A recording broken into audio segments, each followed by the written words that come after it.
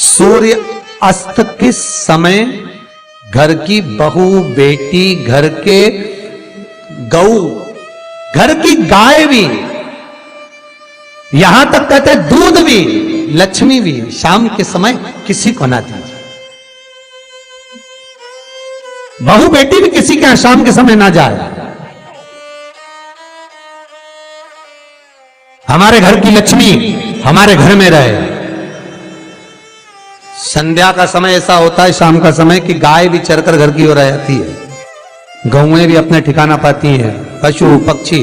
पर एक आज का फैशन ऐसा हो गया राम, ये बेटियां ये बहुएं अपनी सहेली को फोन लगा कर कहती हैं कितनी बजे चलेगी, 5:30 तक चलते हैं शाम के समय। हाँ ठीक है, शाम के समय घर छोड़कर रुपया खर्च करने के लिए जा रहे हैं। या शास्त्र कह रहा है शाम के समय तो भिक्षुक भी अगर मांगने आए तो ना दिया जाए। दहली पर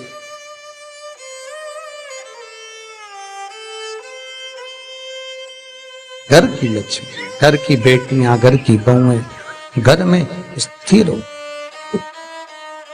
घर में स्थिर।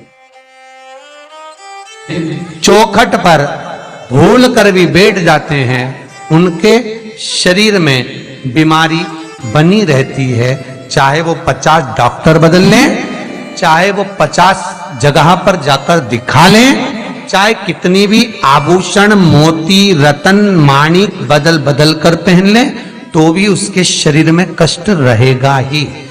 जिस व्यक्ति को बहुत ज्यादा बीमारी रहती हो, शरीर में बहुत कष्ट हो, टेबलेट खा खा कर जिंदगी निकल रही हो, बीमारी डॉक्टर का पीछे ही नहीं छूट रहा हो, तो शिव महापुराण, विष्णु पुराण और स्कंद पुराण में जो पुरुषोत्तम कथाओं का वर्णन किया गया है, एक आटे का दिया, उसमें 4 बत्ती,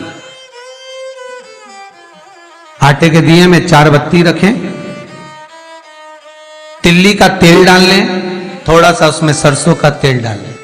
महाराज घर के बाहर, अर्थात घर के अंदर के बाहर जो चौखट होती, चौखट से थोड़ा सा बाहर, बिल्कुल चौखट पे नहीं बैठना, थोड़ा सा बाहर, 9वीं तिथि के दिन शाम के 6 से 6:30 के बीच में 21 बार जो व्यक्ति बीमार रहता है उसके सिर से नीचे की ओर श्री नरसिंह भगवान का स्मरण कर कर, जिस अधिक मास में जिस तिथि को उतारा कर रहे हो उस तिथि का नाम लेकर, उस अश्विन अधिक मास का नाम लेकर, जो व्यक्ति का उतारा कर रहे हो उसका नाम और गोत्र लेकर 21 बार जो उतार कर उस दिए को घर के ही चौखट पर रख देता है, उस व्यक्ति की बीमारी छूट जाती है। महाराज वो रोगीला नहीं रहता, रोग से ग्रस्त नहीं रहता, दवाई गोली इसकी छूटती है। कभी ये डॉक्टर को दिखा लो, कभी वो डॉक्टर को दिखा लो, कभी यहां दिखाओ, कभी वहां दिखाओ, उससे छुटकारा मिलता है। बेल आइकन दबाएं ताकि आप 9वीं तिथि हमारे हर चाहे शुक्ल पक्ष की हो चाहे कृष्ण पक्ष की हो, दसवीं की रात्रि के 12 बजे या 10वीं की रात्रि के 12 बजे घी का दिया हथेली में रखकर दरवाजे के बाहर उस दिए को हथेली में रखकर चंद्र का दर्शन रात्रि के 12 बजे दिए की लो में चंद्र का दर्शन करते हैं, उससे ज्योत प्रबल होती है। महाराज या तो होगा वो 9वीं की रात्रि 12 बजे या 10वीं की रात्रि की 12 बजे चंद्र का दर्शन, दीप घी का हाथ में जलाकर, नाम गोत्र अपना बोलकर, नरसिंह भगवान का स्मरण कर कर, अश्विन अधिक मास का स्मरण कर कर, ज्योति में चंद्र का स्मरण कर कर दर्शन किया जाता। नेत्र कमजोर हो तो उसके 3 या 4 दिन में ज्योतियों का क्रम बढ़ना प्रारंभ होता है। वैसे तो 15 दिन का लिखा है, पर शिव महापुराण कहती है 3-4 दिन का क्रम बहुत होता, बढ़ता जाता है प्रबलता की ओर। हिंदू धर्म में शास्त्र प्रमाणित कहता है महाराज, तुलसी का दल, बेलपत्र, दुर्वा, शमी का पत्र अगर नख से तोड़ दिया जाए तो भगवान को समर्पित नहीं हो। शिव महापुराण तो यहां तक कहती है कि कोई से भी महीने में, कोई सी भी घड़ी में, कोई से भी पल में अगर आपने नख से कोई सामग्री तोड़कर भगवान को समर्पित करी है, भगवान उसको स्वीकार नहीं करता, स्वीकार नहीं करेगा।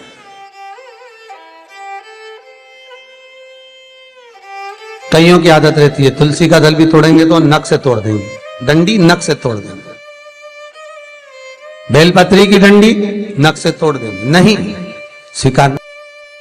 दुख है, तकलीफ है, नौकरी नहीं लग रही, सर्विस नहीं लग रही, व्यापार नहीं चल रहा, पैसा नहीं आ रहा, मानसिक टेंशन बना हुआ, कुछ हो ही नहीं रहा, तो क्यों भटक रहे हो? वहां गए, उनसे पूछ लिया अंगूठी बता दो कौन सी पहन ले, वो वाली अंगूठी पहन लो, ये वाला नथ पहना, वो पहन लिया, पुगराज पहन लिया, मोती पहन लिया, नीलम पहन लिया, पन्ना पहन लिया, गौमेद पहन लिया, सब कुछ पहना।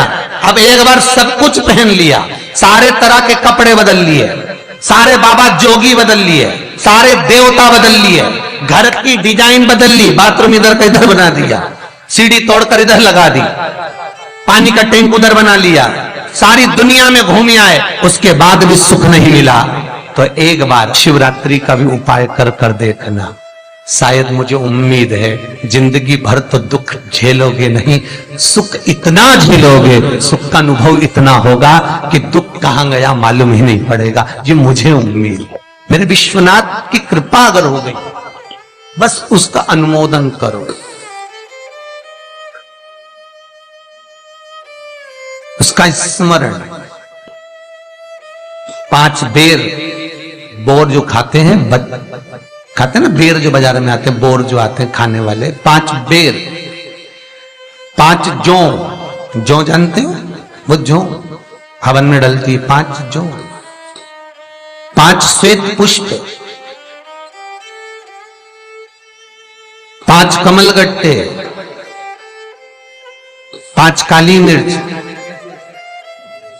अपनी कामना कर कर ठीक दोपहर के 12 बजे अश्विन अधिक मास की शिवरात्रि के दिन भगवान शंकर के शिवलिंग पर चढ़ाओ, झोली पसार कर निवेदन करो और बाबा को 11 दीप, घी के दिए 11 शिव जी के सामने जला दो। वापिस आओ, शाम के समय जाकर एक चौमुखी दिया भगवान शंकर के मंदिर के सामने चौखट के बिल्कुल बीचों बीच सम्मुख में जलाकर आ जाइए। जिंदगी में कभी दुख नहीं मिलेगा, ये विश्वास रखना, शिव पूर्ण देगा, कभी खजाने में कमी नहीं आ सकती, भंडार वो भरेगा। दुख नहीं, तकलीफ नहीं, कष्ट नहीं। किसी पुराण में कोई उपाय नहीं लिखा, केवल कुछ पुराण है। शिव महापुराण में तो बहुत उपाय है साहब, स्कंद पुराण, नर्मदा पुराण, लिंग पुराण, इन पुराणों में बड़े सुंदर सुंदर उपाय जो लिखे गए, उसको बस समझना है, उसको केवल अपनी जिंदगी में उतारना है।